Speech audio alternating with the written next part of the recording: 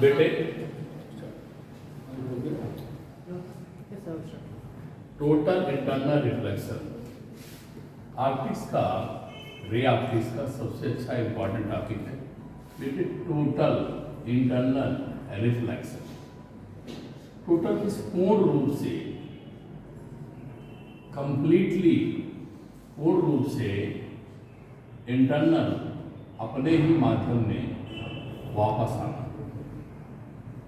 Total internal reflection पूर्ण रूप से अपने ही माध्यम में वापस आना। क्योंकि रिफ्लेक्शन हो रहा है इसका मतलब सरफेस टू, तो दोनों सरफेस से रिफ्लेक्शन हम करा रहे हैं तो निश्चित है हमें एक रेयर और एक डेंसर लेना पड़ेगा। तो मैंने बेटा क्या किया, एक सरफेस ले लिया, एक में एयर है, दूसरे में मीडियम है। बेटे ऑब्जेक्ट को डेंसर मीडियम में रख दिया, ऑब्जेक्ट को डेंसर मीडियम में रख दिया। जब ये ऑब्जेक्ट यहां रखा, यहां से रे नॉर्मली इंसिडेंट करेगी, नॉर्मली इंसिडेंस करेगी तो नॉर्मली निकल भी जाएगी, नॉर्मली इंसिडेंस करेगी, नॉर्मली निकल जाएगी। ये मैं आप लोगों को पढ़ा चुका है। लेकिन किसी बच्चे के मन में आता है सर हम नॉर्मली नहीं ले चलेंगे, कुछ एंगल बनाएंगे। वह एंगल आई हो गया। मेरा बच्चा जानता है कि लाइट डेंसर से रेयर मीडियम में जाएगी तो नॉर्मल से दूर हो जाएगी। फिर बच्चों को विश्वास नहीं है, उसकी तमन्ना हुई कब दूर जा रहे कुछ और कर ले। फिर उसकी तमन्ना ये थी कि आई को हम और बढ़ाएंगे। जब वो आई को बढ़ाएगा कहां तक ले जाएगा ये निश्चित नहीं है, लेकिन ये हम उसको निश्चित हो गया कि तब तक बढ़ाता है जब तक R90 नहीं हो जाता।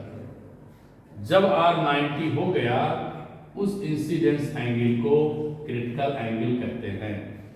It means the angle of incidence, the angle of incidence corresponding or becomes 90, the angle of incidence is called critical angle. C means critical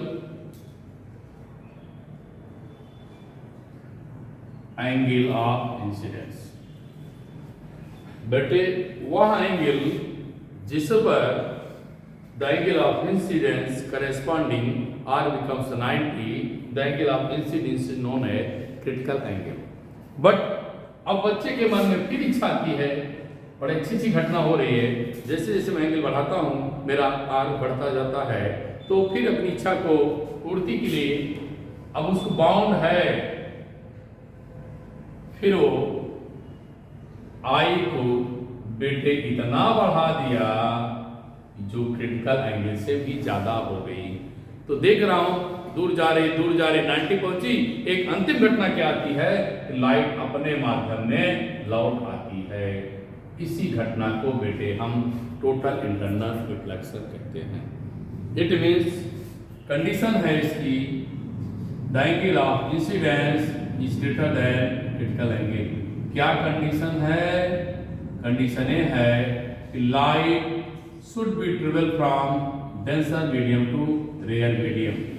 light should be travel from denser medium to rare medium, incidence greater than critical angle. ये शर्त है incidence angle critical angle से ज्यादा होना चाहिए। और दूसरी शर्त है कि light should be travel from denser medium to rare medium. बेटे रिफ्रैक्टिव इंडेक्स और क्रिटिकल एंगल में रिलेशन देखेंगे। रिलेशन का मतलब हुआ कि रिफ्रैक्टिव इंडेक्स का ही काम है इस लाइट को बेंड करा देना। मोड़ देना। तो मान लेते हैं इसका रिफ्रैक्टिव इंडेक्स μ2 है, इसका μ2 है, इसका μ1, और हम बेटे अब इस टॉपिक में इतनी चीजों को निकाल देना चाहते हैं कि हमारे बच्चे कंफ्यूज ना हो, फिगर बहुत कॉम्प्लिकेटेड बन जाता है।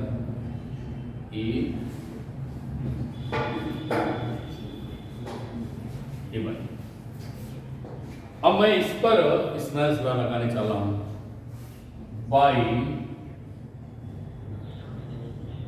Snell's law mu sine theta equal to constant, mu sine theta equal to constant. It means बेटे refractive index corresponding angle, refractive index μ2 corresponding angle,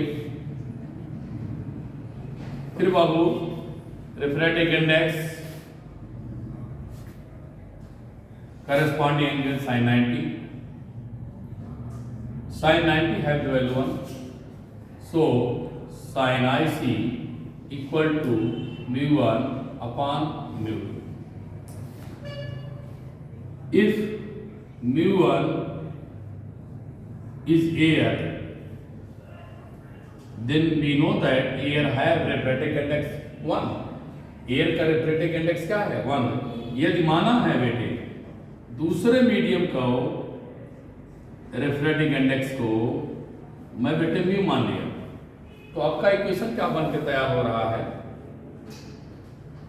sign IC 1 upon mu. Standard form में अक्सर लिखा जाता है, सही तो वो भी है, साइन IC लिख दिया, ये आपको रिलेशन मिल गया, रिफ्रैक्टिव इंडेक्स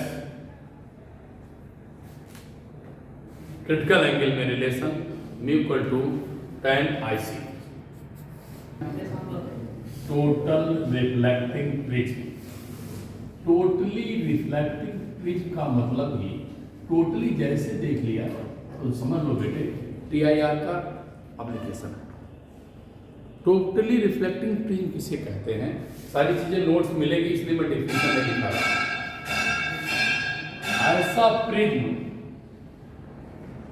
जिसका एक एंगल 90 हो जाए, बाकी बचे हुए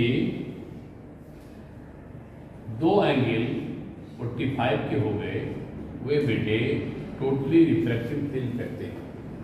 right angle isosceles prism, right angle isosceles, right angle isosceles prism is called totally reflective.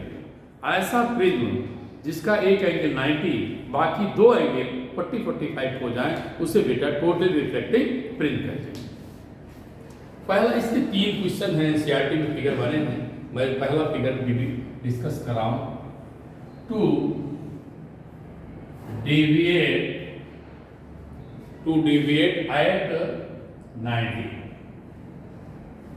मतलब रे को आपको 90 पर डेविएट कराना है बेटे।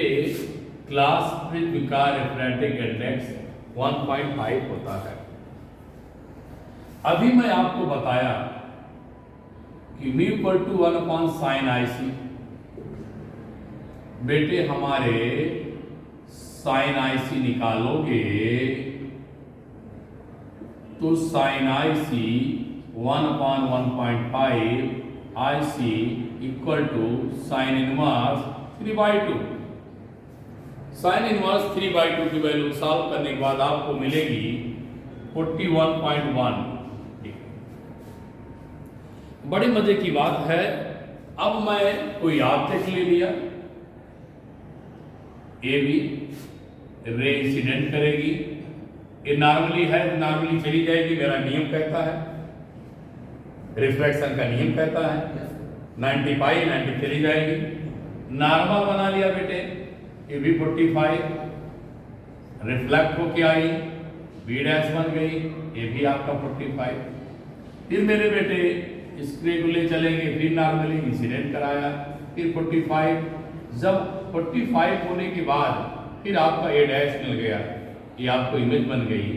आपने मुझसे पूछा क्यों लौटा दिए आपने, क्या ऐसी दिक्कत या क्या ऐसी कंडीशन देख करके आप कह रहे हैं अरे सीधे लौटेगी, उस मीडियम में नहीं गई, डेंसर से रेयर एयर में क्यों नहीं गई, हवा में क्यों नहीं चली गई जो हमारे प्रिज्म के बाहर था।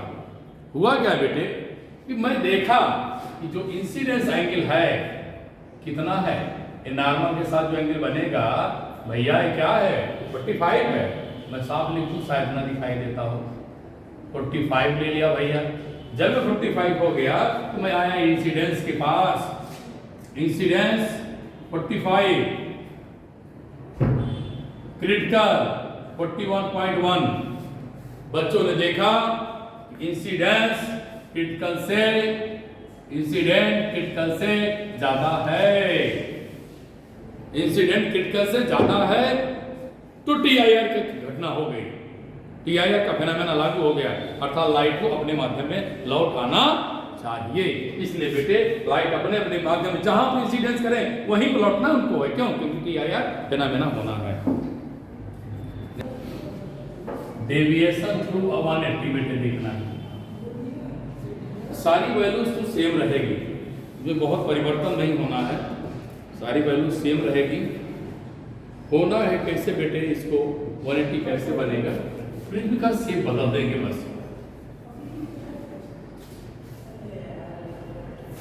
प्रिज्म को आप इस शेप में प्लेस करें,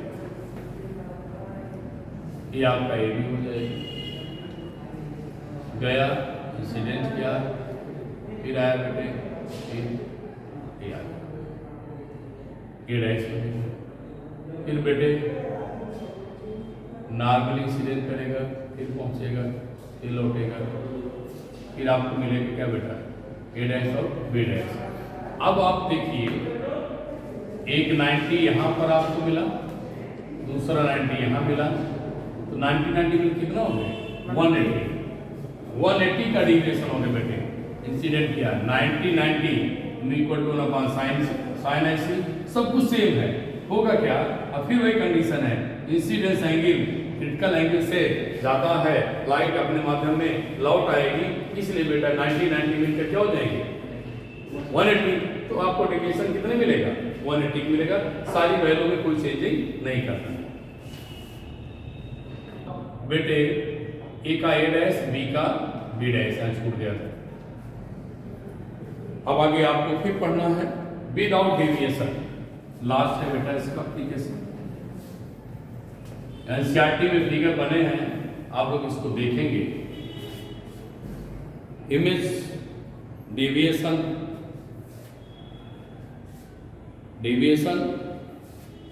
या आप लिखेंगे टू इनवर्ट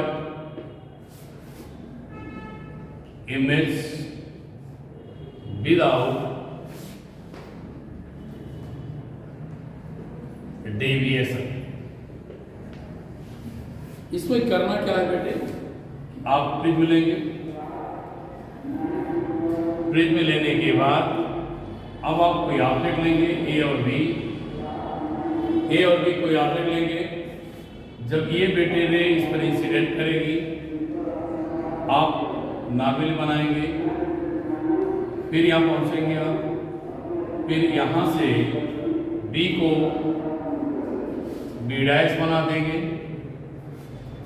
ये इंसिडेंस करेगी, फिर ये इंसिडेंस करने के बाद फिर दूसरे फेस से टकराएंगे बेटे, ये भी इसी के पैरेलल बेटे जाना चाहिए, आप ध्यान रखना, ये आपको बनेगा ए डैश, आपको जो इमेज बनेगी इन्वर्टेड बनेगी, विदाउट डेविएशन बनेगी, इसका मतलब है इसमें एंगल का डेविएशन कितना है 0, क्यों? क्योंकि दोनों को क्या है एक दूसरे के पैरेलल है, पैरेलल इन्वर्ट इमेज है, पैरेलल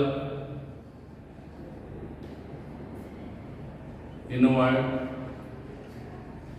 इमेज आपको ऑब्टेन होगी, इसलिए कहा जाता है इन्वर्ट इमेज विदाउट डेविएशन, बिना वह डेविएट हुए, इट मीन्स उनके बीच का एंगल जो मिलेगा उनके बीच एंगल बेटे हमें जो बहुत इंपॉर्टेंट है वो 0 डिग्री मिलेगा, इसलिए कहा जाता है inverted an image without deviation.